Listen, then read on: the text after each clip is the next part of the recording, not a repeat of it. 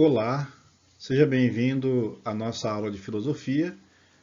Estamos falando sobre a patrística e dessa vez vamos abordar o tema os padres filósofos. Iremos analisar o processo de formação do pensamento cristão na sua fase inicial, tendo como ponto de partida o filósofo helenista judeu Fílon de Alexandria. Seja muito bem-vindo. Tenha à mão o seu material didático, bem como caneta e papel para anotar as suas dúvidas e deixá-las na nossa página no Google Classroom nos comentários. Não é? Seja bem-vindo para mais uma aula de filosofia. Muito bem.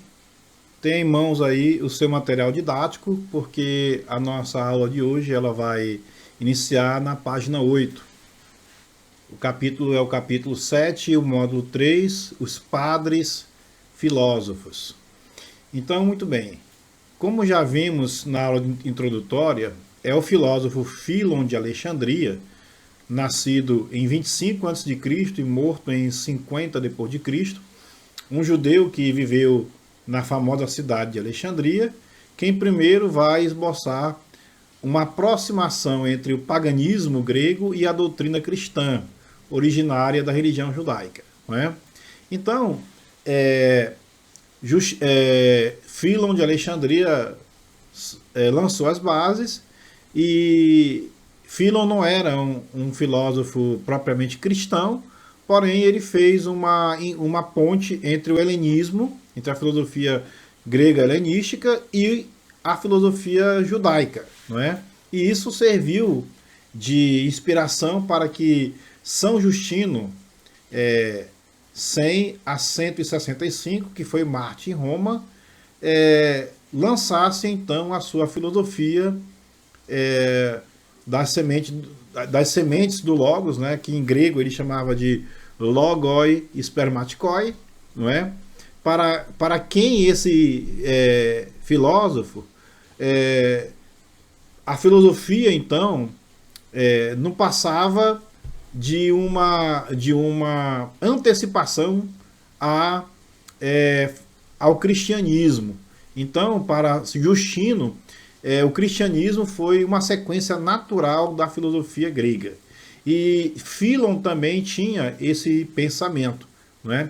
Então, para Fílon e São Justino, era importante recorrer à filosofia como um instrumento a serviço da fé, a fim de converter os descrentes e os hereges. Não é?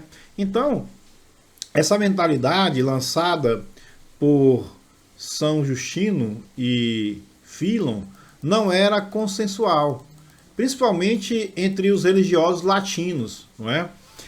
Tertuliano de Cartago, 155 a 220 d.C., que viveu na África dominada pelos romanos, ele não partilhava da ideia de concordância entre fé e razão, e muito menos do uso da filosofia para justificar a revelação. Porque para Tertuliano, a fé é a fonte da verdade que purifica, e a razão seria a fonte do erro que corrompe e adultera a verdade. Então, nós temos aqui na filosofia de Tertuliano de Cartago uma intransigência, né? Então, na sua intransigência ao defender a fé cristã, Tertuliano afirmou que a filosofia é a mãe de todas as heresias. E isso ele usava uma metáfora de linguagem, onde ele vai usar Jerusalém e Atenas. E ele vai dizer o seguinte: o que Jerusalém tem a ver com Atenas? O que os patriarcas e profetas têm a ver com os filósofos gregos? Então ele vai dizer que Jerusalém e Atenas nada têm a dizer uma à outra. Não é? Então, a tese de Tertuliano é uma tese de incompatibilidade entre pensamento lógico e verdade revelada, não é? E alguns séculos depois ela vai ser reconhecida como consistente. mas o que prevalece naquele momento é o esforço de conciliação entre a perspectiva cristã e o pensamento racional empreendido pelos teólogos cristãos. Então, os primeiros teólogos são chamados de padres da igreja. E essa denominação, então, originou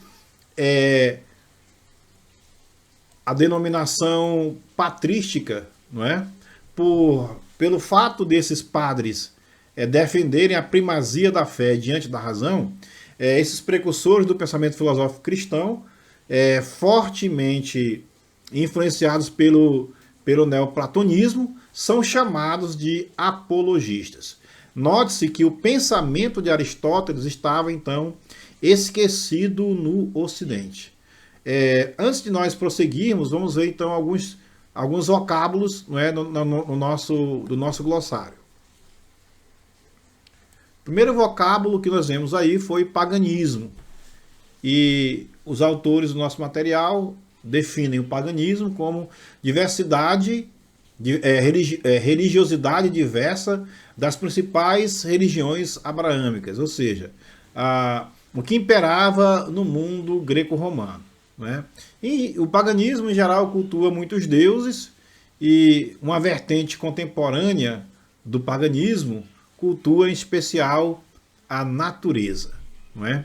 Para as pessoas que professam a fé católica, o pagão é o conjunto de pessoas não batizadas, não é? O herege é aquele que comete heresia, isto é, professa doutrinas contrárias aos dogmas religiosos cristãos ou lhes falta com respeito.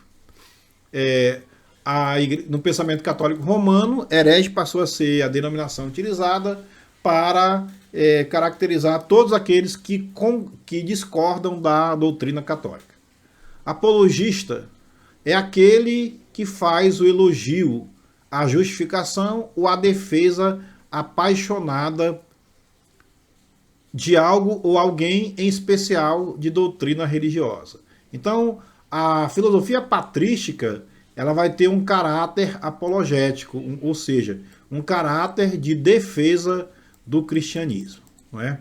A apologia do cristianismo, em seus primórdios, vai ser uma necessidade premente, por conta da perseguição que os primeiros cristãos, sofreram dentro das fronteiras do Império Romano.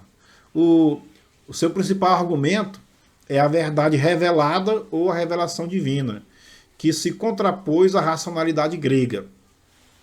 Na verdade revelada, não houve necessariamente preocupação com a justificação racional, e sim a aceitação incondicional das verdades assentadas nas Sagradas Escrituras, por conta de que as Sagradas Escrituras exigem a fé em suas doutrinas, em suas declarações, não é? A filosofia, então, restou demonstrar de forma racional o que fora revelado, ou seja, os dogmas. Em outras palavras, em consideração ao cristianismo, à verdade cristã, a filosofia coube um papel secundário, não é? E isto graças às epístolas do apóstolo Paulo. O apóstolo Paulo foi um judeu helenizado que se converteu ao cristianismo, e com os seus escritos, então, e a propagação do cristianismo no meio, na Ásia Menor e posteriormente na Europa, o cristianismo ganhou, então, status de religião universal. Quando você lê o livro de Atos dos Apóstolos, nele nós temos 3 viagens missionárias empreendidas pelo apóstolo Paulo e os seus seguidores, no intuito de expandir o cristianismo além das fronteiras da Palestina, não é? Muito bem. Com o apóstolo Paulo, o cristianismo deixou de ser visto como uma manifestação de núcleos isolados ou de pequenas comunidades fiéis, sem unidade, sob o comando de alguns pregadores, seguidores, não é? E assim sucessivamente, não é? O cristianismo, como religião, traz como novidade as ideias de providência divina, pecado e vida eterna. Da concepção do pecado advém ainda as ideias de culpa e de castigo. O cristianismo, então, nasceu no seio do judaísmo, e ele vai instaurar-se, não é, a partir da Igreja Católica Romana, no século IV depois de Cristo.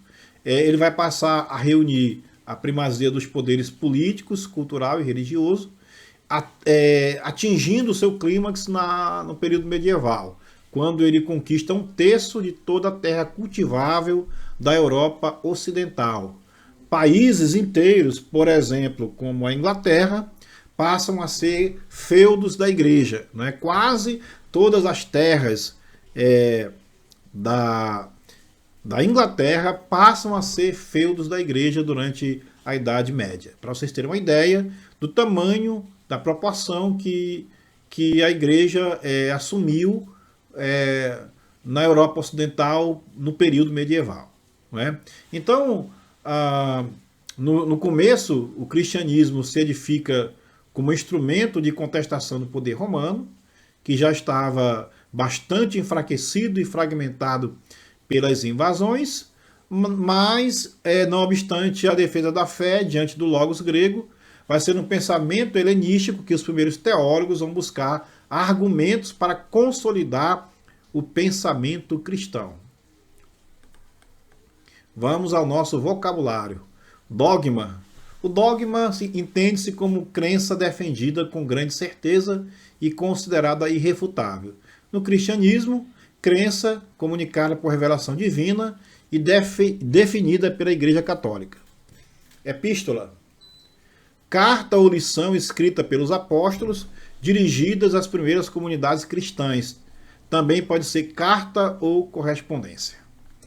O Novo Testamento vai consagrar, não é, o gênero epistolar na literatura. Vamos aqui enfocar o nosso, ampliando o foco. Neoplatonismo. Trazendo em seu nome a referência a Platão, o neoplatonismo nada mais é do que a fusão de elementos da filosofia do antigo pensador grego com elementos da filosofia pitagórica e de doutrinas de natureza religiosa. O neoplatonismo resultou de um amálgama, não é, entre essas correntes que acabamos de citar, e aí vai surgir então uma filosofia influente no pensamento medieval e também no pensamento renascentista, mas uma filosofia incapaz de servir a todos os propósitos religiosos da escolástica, a oferecer um conceito de Deus distanciado do mundo, e também pelo fato de não se preocupar com ele e nem ser acessível por meio de orações. Não é? O Deus propagado, o conceito teísta do neoplatonismo, trata-se de um Deus natural que assemelha mais a uma nascente que abastece os rios que dela se originam do que uma figura humana com a qual se é possível identificar. O principal filósofo do neoplatonismo é o Plotino, 205 a 270, que é considerado por muitos o fundador dessa corrente. Né? Para Plotino, o mundo inteligível se divide em 3 elementos. O a inteligência, que ele chamava de nous, né? E a alma. O primeiro é inalcançável, o segundo é formado pelas ideias, e o terceiro são todos os elementos inferiores aos 2 primeiros nessa hierarquia existencial. Algumas almas, como as nossas, adquirem forma física e existência terrena. Da mesma forma, o universo, para Plotino, também é um organismo vivo e a alma do Esse elemento primordial de vida, ou melhor, dá vida a tudo por meio de emanação, isto é, flui de si para todos os elementos abaixo dele, assim como o Sol emana luz. Então, esse conceito neoplatônico, né? Essa filosofia neoplatônica, ela serviu a algumas pessoas, principalmente a Santo Agostinho, que vai ser o maior nome da patrística, para que eles pudessem, então, fundamentar e consolidar o pensamento cristão. Porém, essa filosofia ela vai ser insuficiente para tratar a respeito das questões teológicas levantadas durante o transcorrer dos séculos, principalmente na Idade Média, né, quando nós vamos ter o advento das primeiras universidades, onde no seio da Igreja Católica, não é? E daí os debates então levantados por muitos teólogos então e alguns concílios até vão exigir uma nova reconfiguração filosófica do cristianismo. E o cristianismo passa então a deixar de lado a matriz referencial platônico-agostiniana para ir em busca de uma nova matriz que seja capaz de fundamentar e compreender os novos tempos pelos quais a igreja estava passando.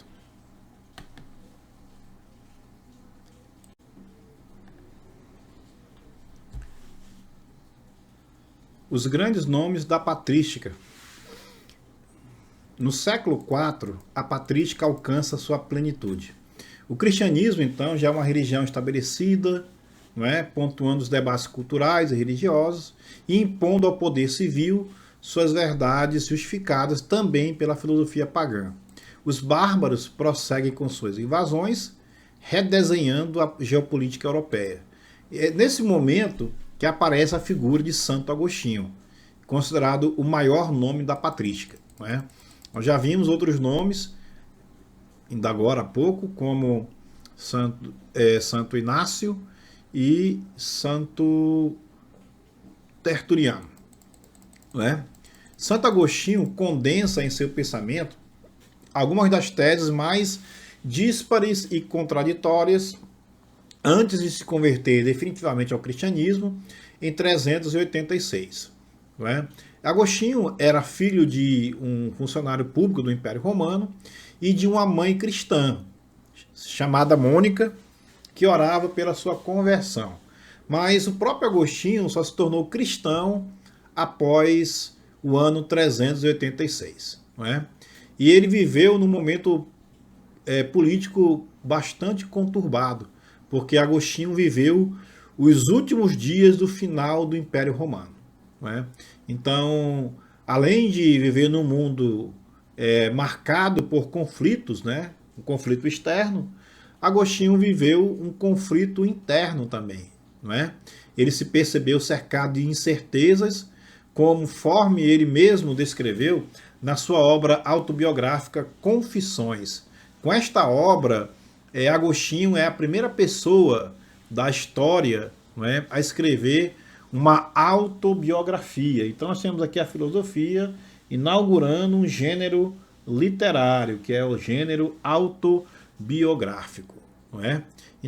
Então, por ocasião da escrita da autobiografia, o seu espírito tinha se depurado em um grau de ascetismo, que provavelmente nenhum outro religioso da época dele alcançou, o que o torna o nome mais representativo da patrística e o primeiro grande pensador da antiguidade depois de Aristóteles. Não é? Então, as suas formulações perduraram até a redescoberta do pensamento de Aristóteles no século XIII por São Tomás de Aquino. Vamos olhar aqui o nosso glossário. O que é o ascetismo, então? É a prática da ascese. É a disciplina de autocontrole e abstinência em relação ao corpo e à mente, como forma de alcançar a vida virtuosa e a comunhão com Deus. Né? O ascetismo é o que caracteriza a vida nos mosteiros. Né? Santo Agostinho é conhecido também por ser o fundador da ordem dos agostinianos, né? Uma das ordens religiosas mais antigas que existe. Então, Agostinho foi trazido para a filosofia pela influência da leitura de Cícero, né? 106 a 43 a.C., filósofo romano da antiguidade, né? E é considerado um dos maiores oradores da antiguidade, e pelo neoplatonismo de Plotino, não é? que preparou a passagem da filosofia helenística para o período cristão. Agostinho foi professor de retórica antes de seguir o caminho do maniqueísmo, que é uma doutrina, é uma religião persa, né, de origem persa, que afirma a existência de dois grandes princípios que estão em eterno conflito, o bem e o mal.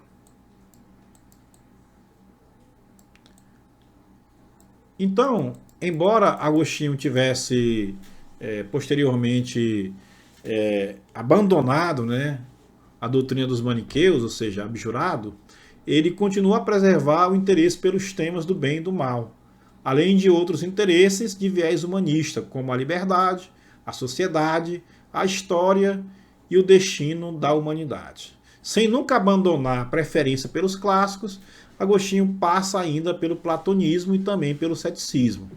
Essa última corrente o faz desconfiar do conhecimento sensorial, mas ao se tornar cristão ele a renega em virtude da sua incompatibilidade com a palavra de Deus. No nosso glossário, abjurar significa abandonar ou revogar uma crença ou uma opinião na qual se acreditava antes. Mas um dos grandes temas que nós encontramos na filosofia de Agostinho é o mal e o livre-arbítrio, né? Como Santo Agostinho é um filósofo que filosofa em contexto com as escrituras, então Agostinho da concepção de que o ser humano já nasce pecador, distante de Deus e possui uma tendência natural a aproximar-se do mal. Mas todavia, inspirando-se em Platão, não é? Agostinho considera o mal ser nada mais do que a ausência do bem. E somente por meio da graça de Deus o ser humano pode se afastar do mal. Então é desse modo que Deus pode exercer a justiça divina. Por quê? Se somente o bem existir, o ser humano fica impossibilitado de exercer o livre-arbítrio, que é uma condição essencial para que a virtude aflore. Segundo Santo Agostinho, a alma, por ter sido criada por Deus, é superior ao corpo. No entanto, por meio do livre-arbítrio, isto é, pela capacidade de agir com base em critérios próprios, sem constrangimentos ou influência de coerções externas, a vontade humana sobrepõe-se aos desígnios da alma. O ser humano torna-se pecador, só podendo se livrar dessa condição por meio da graça divina, que é o favor feito por Deus aos seres humanos por pura bondade. Então, pela vinculação com Deus, o que acontece? O ser humano pode voltar para si mesmo, para o seu recesso íntimo, em busca do bem que o levará à salvação. Então, para Santo Agostinho, esse gesto não se equipara ao esforço intelectual dos filósofos, mas é fruto da vontade humana, que pressupõe a liberdade de seguir em busca do caminho almejado.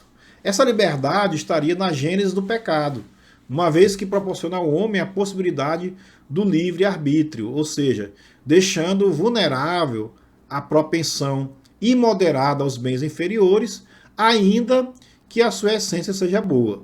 Né? Sendo boa a sua essência, a graça divina, com sua iluminação, sempre será uma possibilidade para a redenção espiritual. Embora, na teologia agostiniana, ela seja determinada pela predestinação e não pela vontade dos pecadores, maculados pela falta original transmitida a todo e qualquer ser humano a partir de Adão. No nosso glossário, maculado, atingido em sua reputação ou honra por falha moral. Seção faz sentido. O filósofo Agostinho é um filósofo que trata a respeito de uma das temáticas sobre o tempo, né? E ele perguntou em uma de suas obras o que é o tempo. A natureza do tempo é um dos problemas filosóficos mais antigos e complexos.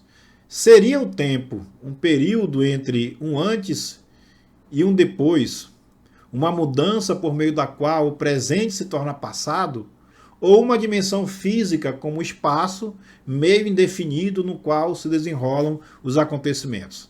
Então, para responder essa questão, deve-se estabelecer uma distinção entre tempo e eternidade. O primeiro, ou seja, o tempo, pode ser aquilo que passa. O segundo, ou seja, a eternidade, aquilo que permanece. Santo Agostinho também se debruçou sobre essa questão.